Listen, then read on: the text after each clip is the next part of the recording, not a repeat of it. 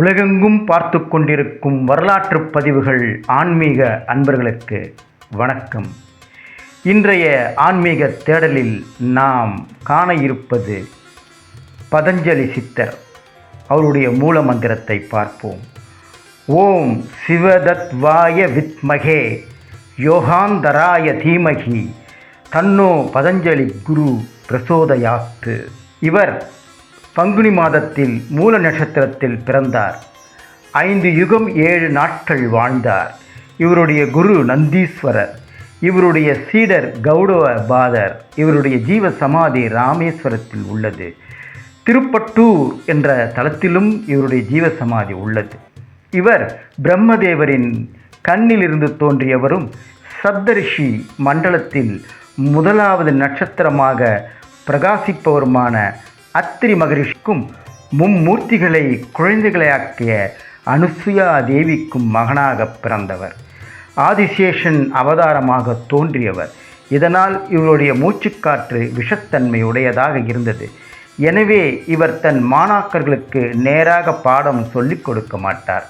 ஒரு சமயம் 1000 மாணவர்களுக்கு பாடம் சொல்லிக் கொடுக்க ஆரம்பித்தார். தன் விஷமூச்சால் யாருக்கும் பாதிப்பு ஏற்படக்கூடாது என்பதற்காக தனக்கும் அந்த 1000 மாணவர்களுக்கும் நடுவில் ஒரு திரை போட்டு கொண்டார். யாரும் வெளியில் சொல்லக்கூடாது என்றும் கட்டளையிட்டிருந்தார். அவருடைய பாடத்தின் கருத்துக்களில் மூழ்கியிருந்த மாணவர்கள் அவரை பார்க்க எண்ணி திரையை விலக்கினர்.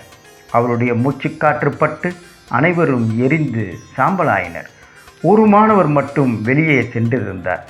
திரும்பி வந்த அவர்தான் கௌடபாதர். அவர் மட்டுமே பதஞ்சலியின் சீடரானார்.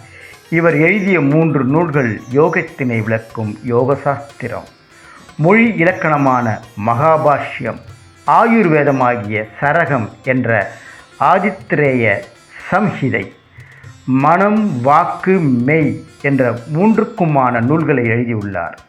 வாழ்க்கைக்கு இந்த 3 மட்டும்தான் தேவை.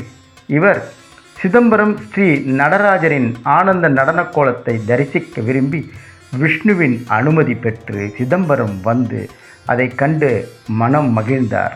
யோக சாஸ்திரத்தின் மூலம் சித்தத்தில் உள்ள மாசுக்களை நீக்கி, வியாகரண சாஸ்திரத்தின் மூலம் வாக்கு தொடர்பான மலினங்களை நீக்கி, வைத்திய சாஸ்திரத்தின் மூலம் சரீரத்தின் நோய்களை நீக்கும் முனிவர்களில் உத்தமமான பதஞ்சலிக்கு நமஸ்காரம் என்பதாகும். சித்தத்தில் உள்ள மாசுகள் நீங்க வேண்டும். பேசும் பேச்சு குற்றமற்றதாக இருக்க வேண்டும். உடலை நோய்வாய்ப்படாமல் காத்து கொள்ள வேண்டும்.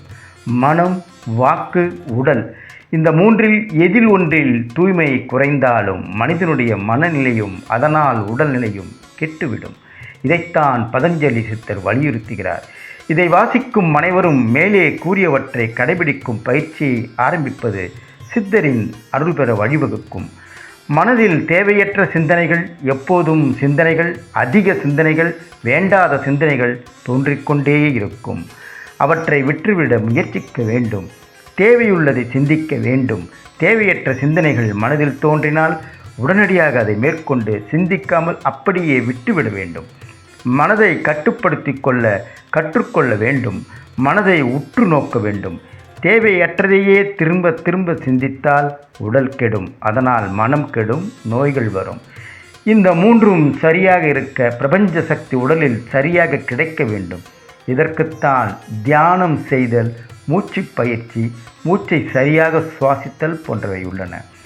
ஆழ்நிலை மனதை தொட சில பதஞ்சலி சூத்திரங்கள் அதில் குறிப்பிடவற்றின் மீது மனதை ஒருமுகப்படுத்தி தியானம் செய்தால் அதற்குரிய குறிப்பிடப்பட்ட பலன்கள் கிடைக்கும். சூத்திரத்தை கூற வேண்டியதில்லை. அது என்ன செய்ய வேண்டும் என்பதையே கூறுகிறது. மைத்ரேயாதிஷ பவானி, அதாவது அன்பை நினைத்து தியானம் செய்தால் நல்ல பண்புகள் நமக்கு கிடைக்கும். மனதின் வலிமை பெருகும். பலேஷு ஹஸ்தி பலாதீனி, அதாவது யானையை நினைத்து கொண்டு தியானம் செய்தால் உடலுக்கு யானைக்கு நிகரான பலமும் வேகமும் கிடைக்கிறது. மிக பலகீனமான நிலையில் உள்ளவர்களுக்கு இது அருமருந்து ஆகும். புவன ஞானம் சூரிய சம்யமாத், சூரியனை நினைத்து கொண்டு தியானம் செய்தால் சூரியன் அருள் ஞானம் கிடைக்கிறது. அறிவு தெளிவு பெறுகிறது. கண்டகூபே ஷிதிபி பாசா நிவ்ருத்தி, உணவு தண்ணீர் கிடைக்காத இடத்தில் தொண்டையில் உள்ள பள்ளமான பகுதியை நினைத்து கொண்டு தியானம் செய்தால், அதாவது அந்த பகுதியையே நினைத்து கொண்டிருந்தால் பசி தாகம் ஏற்படாது. பதஞ்சலி சித்தரின் 16 போற்றிகள்.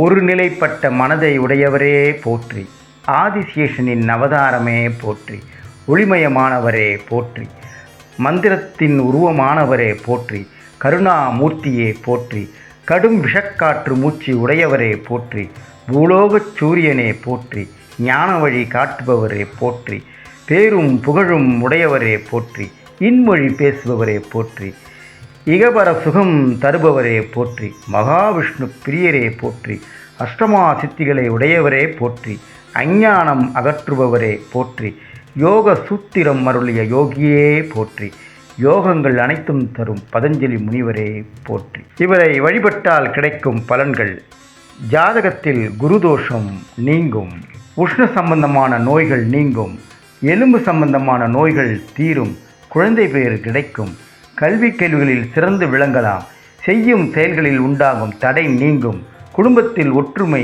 அதிகமாகும், செல்வம் கிடைக்கும், அது பெருகும்.